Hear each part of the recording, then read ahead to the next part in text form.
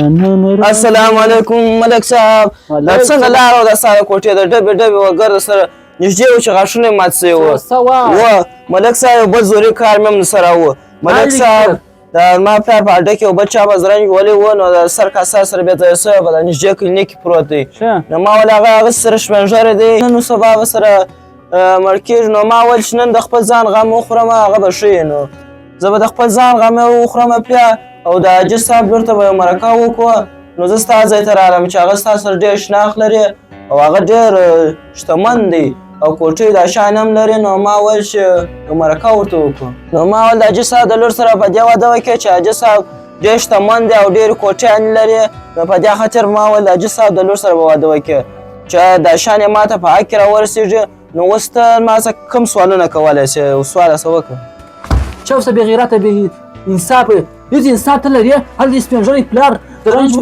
ولی دی په روغتون کې پروت دی دلته راولاړ شي هسې نه غواړې کومک دې نه ورسره وکړي د واج نه ورسره واخلي دلته راشي حاجي صاحب د لور خامخا اخیستی او دغه لور زه غواړم. هغه د دې لپاره نه غواړي چې زما ژوند سره سم شي دا لپاره غواړي پنځو پیسو لپاره غواړي چې د بنګلو غم اخیستی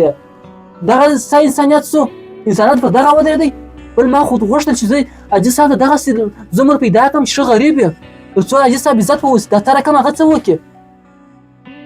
دغه انسانان سره پیدا شي بره ټول رنګ غربت کې هغوی انسانیت نه لري. ستا لاس نه دی زما فشار تر 200 لوړ سو. ملک صاحب د هغو لرې ځای کې څه په دا سره ګرمۍ درته راغلم ته واښه داسې ګرمي مې وسو بیا یو خو دا لاره دا رقم سره خرابه وه خبر شولم چې دی دلته تا ته راغلی دی داسې کیسه یې سره روانه کړې ده او ستا د پلار ته راغلی دی. ته د خبرې پرېږده زه خو ستا همسایه یم تا ته ډېر د نږدې یم هره ورځ د یوه مسجد خلک یو هره ورځ په جومات کې سره وینو. ملک صاحب اول خو ډېر وبخښه اول باید ما تا ته سلام ویلي وای السلام علیکم زما نوم کریم الله دی دا اوس ستا د نیونۍ د کوم ځای سره پیدا کړی دی دا چوپان دی کوچیانو څه بلا دی یو بزګر مزګر دی د ملک حاجي صاحب لور باید ما ته راوغواړې ته ولې ملک صاحب ځکه چې ملک صاحب زه پیشني ځوان یم کابل ننګرهار دا ګرد نورستان د افغانستان څلور دېرش ولایتونه چې دي دا ما ګرده کتل دي رقم ماته زه لګومه چې دا دریم کلي والا دا بوی یې حس کوي اوس ما څه پوښتنې شروع کړه ته هغې خو هغسې پرېږده ګورئ دواړه ما ښه غوږ ونیسئ ته هم غوږ راته ونیسه ګوره د خان صاحب لور چې ده هغه په ښه ارام چاپېریال کې راغټه سوې ده ښه په سهولت هر څه ورته برابر دي مثال خبرې ته وایه زه شوق لرم تو خو دا نه وایه ته وایه زه د پیسو لپاره ورسره کوم ګوره مثال خبرې هغه تا ته ووایي ما ته 10,000 افغانۍ راکړه ستا په جوب کې 15,000 افغانۍ ته باید بیا نور 15,000 افغانۍ څنګه پیدا کړې کښېنه ملک صاحب څه د کښېنه په رقم خبرې دې پسې راخیستې دي که زما ښځه ما ته ووایه چې 15,000 افغانۍ راکړه نو زه ورته وایم چې کښېنه وچه ډوډۍ او پیاز وخوره نو په دې خاطر سره دا ورته وایم چې سبا زما مېرمنه زما قدر او عزت وکړي په دې خاطر سره ورته وایم. نو ولې ملک صاحب چې زه 15,000 افغانۍ خپل مېرمنې ته ورکوم ولې هغه 15,000 افغانۍ زه په میله نه مصرفوم ولې هغه زما نسوار نه بسېږي سګرېټ هم نه بسېږي زه هغه 15,000 افغانۍ دې ته ورکړم څه به ښه به م راسي. موږ باید چې د خپل 15,000 افغانۍ باندې خپل کار وچلو د دې کار نه. ملک صاحب ما ته غوږ ونیسه دی خو زړې خبرې کوه دا نه او د نیکه خبرې پسې راخیستې چې زه خپل مېرمنې ته پیسې نه ورکوم سختۍ پر راوله دا بیا ستا عزت نه کوي تس دي که چېرې زما مېرمن ما څه 10,000 افغانۍ وغواړې زه 60,000 25,000 ورکوم هملاړه څه ښار ته چې زړه دې غواړي هغه شی رانیسم ښه سودا وکړه عطرونه غاړګۍ امیل ګوتمۍ بنګړې البي شیرینان چې یو شی و چې یو شی دې خوښ سو هغه ټوله رانیسم دا واورېدله دا هغه رقم چې سړی د مېرمنې سره داسې دغه کوي داسې چلند باید ورسره وکړي. ملک صاحب زه دا رقم نه یم لکه دی چې مېرمنې ته پیسې نه ورکوي دا رقم سختۍ پر راولي وایي برم بیا عزت نه کوي عزت یې اصلي هغه وخت کوي چې پیسې ورکړې شیان ورکړې ځکه چې زه دا پیسې خو زه خپل د جوبه نه راباسم چې زما د جوبه ځي دا خو زما د سر د بانک څخه زه راخم پیسې ورکوم د هغه په پیسو کې عشقونه وایي شرطونه کوم په دې خاطر زه دا پیسې ورکوم چیرې زما څه دونه ډېر پیسې نه چیرې ما څه فکر کوي ته ورته ګوره تاسو د حاجي صاحب جوب ته ناست یاست دواړه د حاجي صاحب جوب ته ناست یاست یو وایي زه د هغه په پیسو عشق اشرات کوم بل ته ګوره بل څه وایي یوه کې انسانیت نشته انسانیت حد تر دغه ځای پورې ورسېدی ګوره زه څه اوس پوښتنه کوم د امنیت ماښام مثال خبرې ماښام 2 بجې تاسو کور ته غله در واوړي ستاسو مېرمنه په یو کوټه کې بندي او چیغې نارې در ووایي وایي ما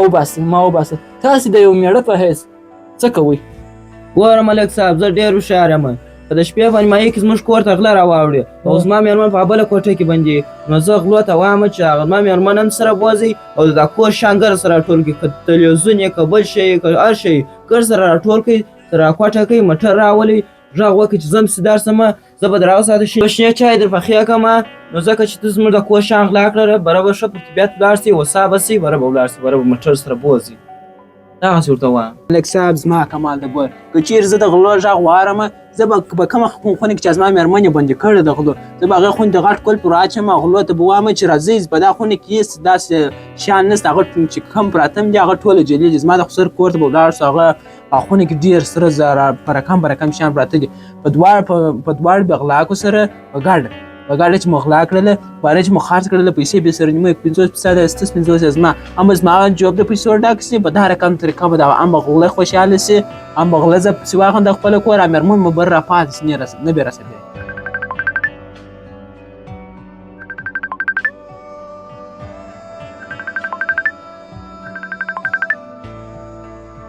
اورمه ته دا نس کېدلی څنګه پیاړ شول څه وخت د حاجي صاحب لورې وتښتول دا کار چا وکړي ښه یو زرنج والا دا کار کړی دی ښه سره زر سپین زر پیسې ټول یو سره تښتولي دي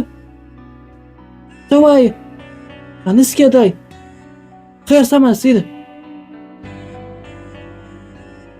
ګوره ملک صاحب ما ته د مخکې هم وویل چې کوم ټکر زما پلار په اډه کې کړی و زما پلار په روغتون کې پروت و نو په هغه زرنج کې زه و د حاجي صاحب لور و تېره شپه ما و هغې د ماما لیکره واده وکړ نو په هغه خاطر سره چې زما پلار موږ په زرنج سره ولي و نو بره نه رالو اوس په دې خاطر سره رالم هغه باز به پرېږدو په دې خاطر رالم چې د حاجي صاحب د غټه بنګله خپل په نامه کړم ښه تا د خان صاحب لور وتښتول څنګه دې وتښتوله ما دا دونه مصرفونه په ځان کول هره ورځ مصرفونه کول وریښتیا مې سمول غوړول مې دونه عطرونه شیان زما ګرده خوارۍ دي د خاورې سره راباس کړلې ولاړلې ورکې چې کړلې ته اوس څه وایه ما پنځه میاشتې خواري ټوله راباس کړه دلته ناست یم د ملک په نامه مې ځان تېر کړی و 5 میاشتې کېږي زه مینه ورسره لرم دا تا ما څه